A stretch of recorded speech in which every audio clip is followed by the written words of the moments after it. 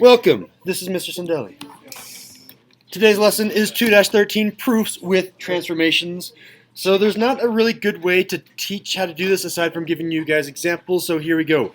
Quiet raised hand, objective. Jenny had it.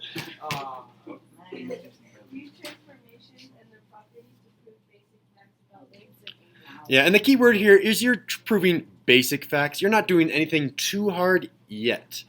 Alright, so here we have example 1. We know that HB and CD, these two lines are parallel. We would need to do some sort of translation that proves that corresponding angles CEA, so CEA is this angle right here, and HAF, this angle right here, they have to be congruent somehow. So what is the translation that will make them congruent? And we have to read through these and try to make sense of them. That's the general procedure for every single problem. Read them, do they make sense? A lot of these will kind of make sense, but kind of not, and that's not going to be the answer. All right, so let's talk about A. A, the translation that maps point E to A. So E maps to A, makes a parallelogram. Therefore, the angles are congruent. So parallelogram. I kind of see the parallelogram. So if we move the blue shapes up here, then this line will be here, right? This becomes a line right here, and then I guess there's no parallelogram though. Like this line would have had to be translated to the right? There's no line that makes this, there's no line that makes this, so it actually doesn't make a parallelogram in this case. So A is not the right answer. Let's talk about B. The translation mapping point G to E. Okay, so G, it's moving this angle up, it's sliding this whole piece up here.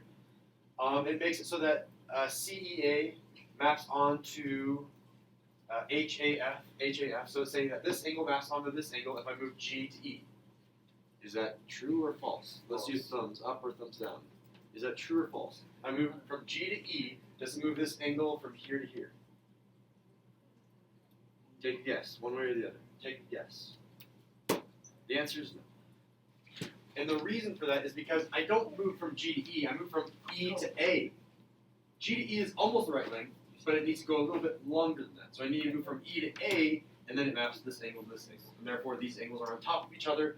And since we know that translations always preserve angles, that's the answer. So correct answer is C, E to A. And then since translations preserve angles, angle CEA is congruent to angle HAF. Correct answer is C. So I want you guys to try one. Oh, wait. No, this one is a different one. Sorry, we'll do this one together, and then we'll just release you guys for homework. Oh, no, not homework. We're doing Game Masters games today. All right, so. Nah, it's not that big. All right, so this is saying that line AB, not line segment would have just had a line not with arrows, but line AB and line HI. These two lines right here are parallel lines. The interior angles of a triangle add up to 180 degrees. We all can nod our heads. Yeah, triangle adds up to 180 degrees. We're good. Complete the equations below to prove that corresponding angles have the same measure. So we're saying the same thing that we said in example 1.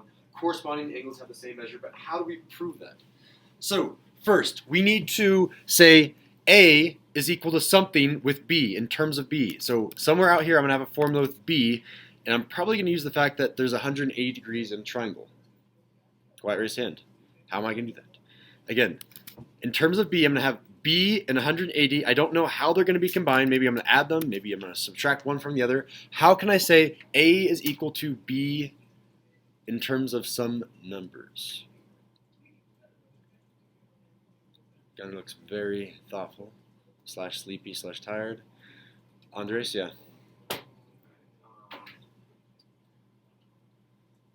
A squared plus B squared equals A squared B squared. No. I mean, it sounds like you're using Pythagorean theorem. Let me help you guys out. Add up all these three angles. They should add up to, shout it out. 180. Let's just say that off to the side here. We'll do some scratch work. A plus B plus, what angle is this one? Shout that one out again. That's a 90-degree right angle. 90 degrees, and all these should add up to, and I'll do it on the left because I ran out of room, 180 degrees. What could I do to both sides to kind of simplify it? I have a 90 that I could be doing something with. Sergio? 90. Let's subtract 90 from both sides. I agree. Minus 90, minus 90. And now I have 90 is equal to A plus B, which is really, really close. We want to solve for A. We want A to be equal to something. So my final step with the quiet raised hand is to do what to both sides of our equation over here on the left-hand side? Do you have your card, Andres, still? Yeah, Andres, go for it. Okay, so it's going to be minus b. Subtract b on both sides, and I get what? A is equal to, b minus 9b. careful, 90b. 90 Negative b. minus b. Yep, so there's the answer, 90 minus b. I'll take the card.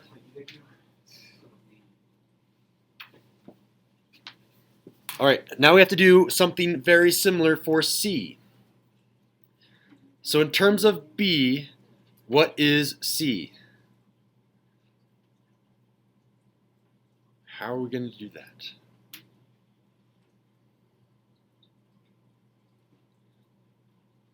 Anyone aside from Andres?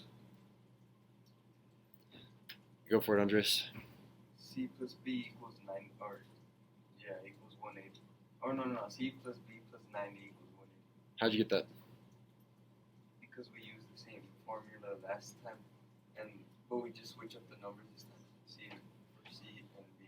So you're saying that triangle C, if you have the interior angle CB and 90, so where do you see CB and 90 making a triangle?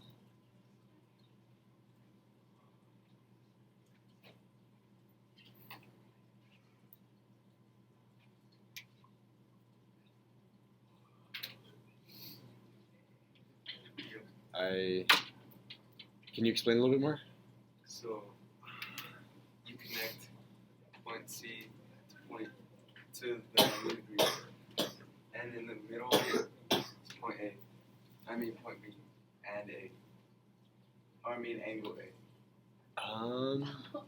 I don't think that works. But thank you. Can you erase what you have on the board for now? I can give you guys a hint here. We can use vertical angles and alternate interior angles to kind of help us out. Oh man, this class is looking really tired. Jose, yeah, go for it.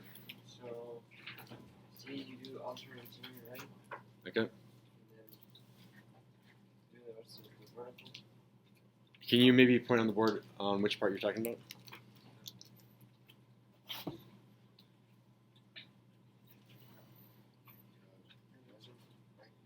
So angle C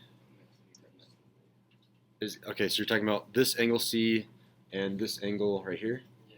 Okay, those are alternate interior, and therefore those are vertical. So that therefore C is equal to A. Yeah. Okay, so if C is equal to A and A is 90 minus B, then C must be. There's that.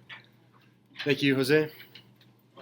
And then finally, we can prove that these two angles are the same. You have to say, write A in terms of C. Well, A is equal to what? C. It's just equal to C exactly. All right. And the best way to learn these is just by doing them. I did 2 of them for you. Yeah, give me a fist of 5. How well do you think you're going to be able to use transformations and properties to prove basic facts? I feel like we're going to have slightly lower scores. It's just because it's harder to just give an explicit lesson on how to do these. 3, 2, 3, 3, 2, 2. Okay, yeah, those are kind of the scores I expect. Yeah, so you have the choice now.